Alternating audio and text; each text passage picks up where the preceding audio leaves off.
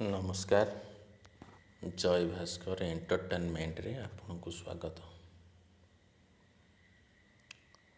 ମୁଁ ଆଜି କହିବି ଆପଣଙ୍କୁ ଏକ ହୃଦୟସ୍ପର୍ଶୀ କାହାଣୀ। ଆପଣ ଶେଷ ପର୍ଯ୍ୟନ୍ତ ଶୁଣନ୍ତୁ। ନିଶ୍ଚିନ୍ତ ଆପଣଙ୍କୁ ବହୁତ ଆନନ୍ଦ ଲାଗିବ ଆଉ ନିଶ୍ଚିନ୍ତ ଆପଣଙ୍କ ଆଖିରୁ ଲୁହ ଟୋପାଏ ବୋହିଯିବ। ଛୋଟ ଗପଟିଏ, ଆପଣ ଧ୍ୟାନ ଦେଇ ଟିକେ ଶୁଣନ୍ତୁ। ଭଲ ଲାଗିଲେ ଶେଷରେ ସବସ୍କ୍ରାଇବ୍ କରିବେ, ଲାଇକ୍ କରିବେ ଆଉ ସେୟାର କରିବେ। ଆପଣଙ୍କ ସବସ୍କ୍ରାଇବ୍, ଆପଣଙ୍କ ଲାଇକ୍, ଆପଣଙ୍କ ସେୟାର ମୋତେ ଆଗକୁ ଆହୁରି ଭଲ ଭଲ ଷ୍ଟୋରି କରିବାରେ ସହାୟକ ହେବ। ତେବେ ଶୁଣନ୍ତୁ। ରାମବାବୁ ଏବଂ ତାଙ୍କ ସ୍ତ୍ରୀ ମିଲି, ତାଙ୍କ ପୁଅ ରୋମୁ, 3 ଜଣ ସୁଖର ସଂସାର। ସେଦିନ ଥିଲା ରବିବାର। 3 ଜଣ ଯାକ ଯାଇଥିଲେ ଜଗନ୍ନାଥ ମନ୍ଦିର ପୁରୀ ଦର୍ଶନ କରିବାକୁ। ବହୁତ ଆନନ୍ଦରେ ବୁଲାବୁଲି କଲେ, ବହୁତ ଆନନ୍ଦରେ ସମୁଦ୍ର ତଟରେ ଏନ୍ଜୟ ବି ମଧ୍ୟ କଲେ। ଶେଷରେ ଠିକ୍ ସନ୍ଧ୍ୟା 5ଟା ଖଣ୍ଡେ ଟାଇମ୍ ହେବ। ଦୁଇ ପଟରେ ମଝିରେ ପୁଅକୁ ଧରିଥାନ୍ତି। ଗୋଟେ ପଟେ ବାପା ଗୋଟେ ହାତକୁ, ଗୋଟେ ପଟେ ମା' ଗୋଟେ ହାତକୁ ପୁଅର ଧରିଥାନ୍ତି। ହଠାତ୍ କୌଣସି ଏକ ଆବସେଣ୍ଟ ମୁହୂର୍ତ୍ତରେ ତାଙ୍କ ପୁଅଟି ତାଙ୍କ ହାତ ଛାଡ଼ି ଦେଇ କୁଆଡ଼େ ଟିକେ ଚାଲି ଯାଇଥିଲେ, ମାନେ ହଜିଗଲେ। ମ୍ୟାଡ଼ାମ୍, ମିଲି ମ୍ୟାଡ଼ାମ୍ ବହୁତ ଖୋଜିଲେ, ରାମବାବୁ ବି ମଧ୍ୟ ଖୋଜିଲେ, କିନ୍ତୁ ପୁଅର କୌଣସି ସନ୍ଧାନ ପାଇଲେନି। ଇଆଡ଼େ ବି ଅନ୍ଧାର, ଧୀରେ ଧୀରେ ଅନ୍ଧାର ହେଇ ଆସୁଥାଏ। ସେଠାରେ ସମସ୍ତ ଦୋକାନୀ ସମସ୍ତଙ୍କୁ A to Z Mili madam ଭୋ ହେଇ କାନ୍ଦି ପଚାରୁଥାନ୍ତି, ମୋ ପୁଅ କାହିଁ ମୋ ପୁଅ, ମୋତେ ଫେରେଇ ଦିଅ ମୋ ପୁଅ, ମୁଁ ବଞ୍ଚିପାରିବିନି ମୋ ପୁଅକୁ ଛାଡ଼ିକି, ବଞ୍ଚିପାରିବିନି, ମରିଯିବି ଆଜି। ଏଇଭଳି ହେଇ ଭୋ ହେଇ କାନ୍ଦୁଥାନ୍ତି। ରାମବାବୁ ତାଙ୍କୁ ବୁଝଉଥାନ୍ତି, ତମେ ଚୁପ୍ ରୁହ, ପୁଅ ମିଳିଯିବ ଆମକୁ। ନା, ମୋତେ ମୋ ପୁଅ ଆଣିଦିଅ। ମୋତେ ମୋ ପୁଅ ଆଜି ନଦେବ ଯଦି ମୁଁ ଆଜି ହିଁ ମରିଯିବି, ଏଇ ସମୁଦ୍ରରେ ବୁଡ଼ି ମରିଯିବି। ମୁଁ ମୋ ପୁଅ ବିନା ବଞ୍ଚିପାରିବିନି, ଆଣିଦିଅ ମୋତେ। ଏମିତି ହେଇ ବହୁତ ଜୋରରେ ଭୋ ହେଇ କାନ୍ଦୁଥାନ୍ତି। ରାମବାବୁ ଯେତେ ବୁଝେଇଲେ ବି ସେ ବୁଝିବାକୁ ନାରାଜ। ସେ ଯେଉଁ ବାଲିରେ ପଟା ଗଡ଼ି ମାନେ ରାମବାବୁଙ୍କୁ ଆଉ ଅସ୍ଥିର। ମୋ ପୁଅ ଦରକାର, ତା ବ୍ୟତୀତ ମୋର ଆଉ କିଛି ଦରକାର ନାହିଁ। ଠିକ୍ ଏଇଭଳି 10-15 ମିନିଟ୍ର ଏଇଭଳି କାନ୍ଦା କଟା ଭିତରେ ହଠାତ୍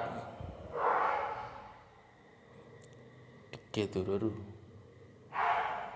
ରାମର ଡାକ, ମାମା ମୁଁ ଏଇଠି ପା। ସେପଟେ ଯେଉଁ ସେ ଘୋଡ଼ା ବୁଲୁନଥିଲା, ମୁଁ ସେ ଘୋଡ଼ାକୁ ଦେଖିବାକୁ ପଳେଇଥିଲି। ମିଲି ମ୍ୟାଡ଼ାମଙ୍କର କାନ୍ଦ ନା ହସ, ପୁଅକୁ ଦେଖି ସେ କିଛି ବୁଝିପାରିଲେନି। ହସ କାନ୍ଦ ଭରା ମୁହଁରେ ରୋମୁ କହି ରାମୁ ପାଖକୁ ଧାଇଁଗଲେ। ଆଉ ତାକୁ କୁଣ୍ଢେଇ ଧରି ମନ ଇଚ୍ଛା କାନ୍ଦିଲେ। ମାନେ ସେଇ ଯେଉଁ କାନ୍ଦଟା ଥିଲା ଆନନ୍ଦର କାନ୍ଦ। କିନ୍ତୁ ତାପରେ କ'ଣ ହେଲା ଜାଣିଛନ୍ତି?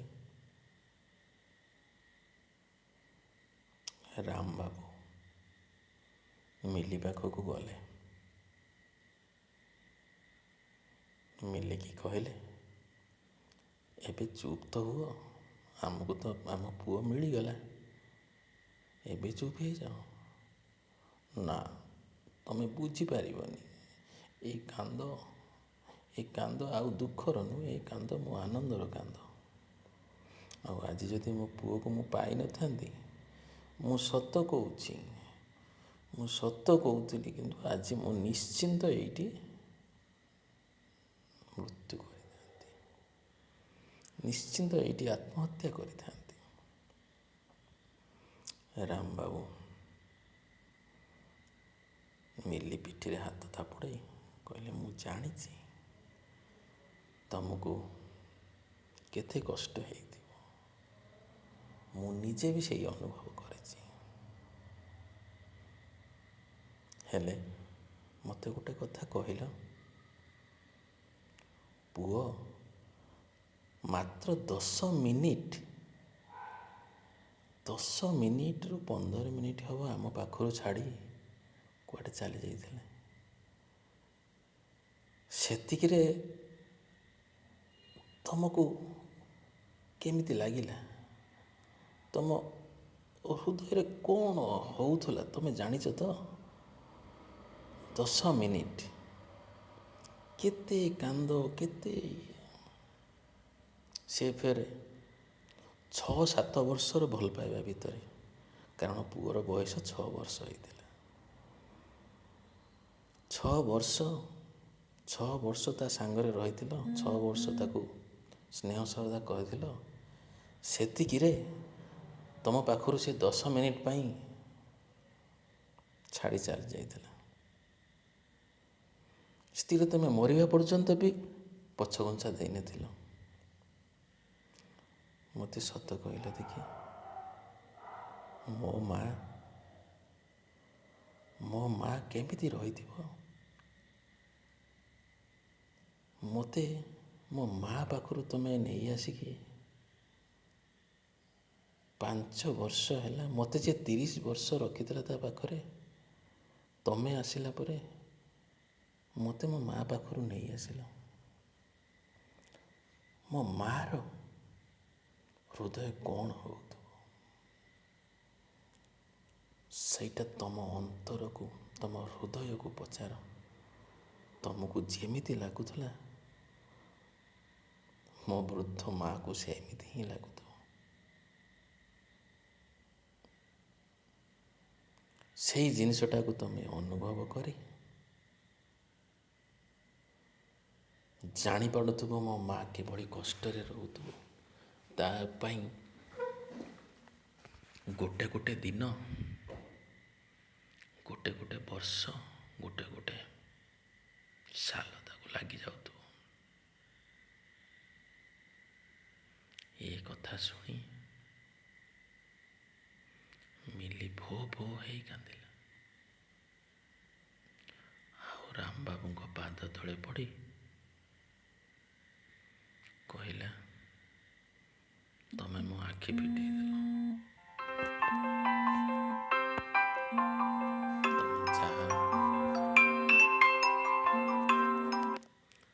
ତମେ ଯାହା କହୁଥିଲ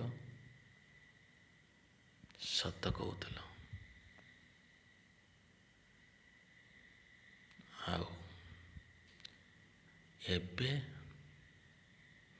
ଆଜି ଏଇ ମୁହୂର୍ତ୍ତରେ ମୋତେ ତମେ ନେଇ ଘରେ ଛାଡ଼ିଦିଅ। ମୁଁ ଆଉ କେବେ ବି ବୋଉଙ୍କର କି ତମର କେବେ ବି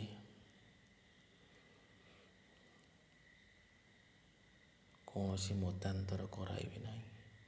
କୌଣସି ମିଛ କଥା କହି କିଛି ମତାନ୍ତର କରାଇବେନି। ବୋଉଠାରୁ ତମକୁ ଆଉ କେବେ ବି ଅଲଗା କରାଇବେନି।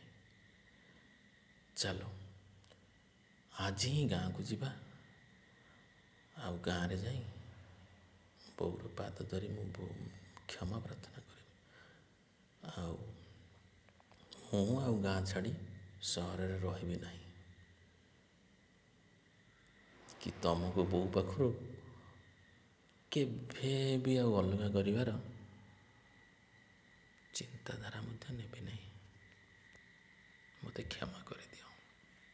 ଆଉ ଏହି ମୁହୂର୍ତ୍ତରେ ଚାଲ। ରାମବାବୁ ଖୁସି ହେଇ ତଳୁ ଉପରୁ ଉଠାଇଲେ, ଗାଁ ବସ୍ ଧଇଲେ, ସମସ୍ତେ ମନ ଖୁସିର ଗାଁକୁ ଆସିଲେ। ଆଉ ପୁଅକୁ ପାଇ ସ୍ୱର୍ଗର ଆନନ୍ଦ, ସ୍ୱର୍ଗ ଶାନ୍ତି ପୁଅ ମା ପାଇଗଲା।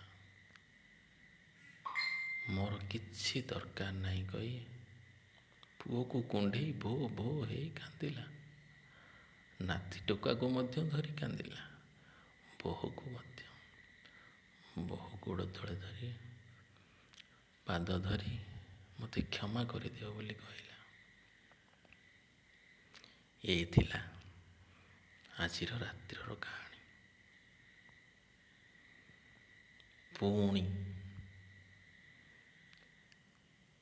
ପୁଣି ମୁଁ ଆସନ୍ତାକାଲି ଆଉ ଗୋଟେ ନୂଆ କାହାଣୀ ଆପଣଙ୍କ ପାଇଁ ଆସିବି।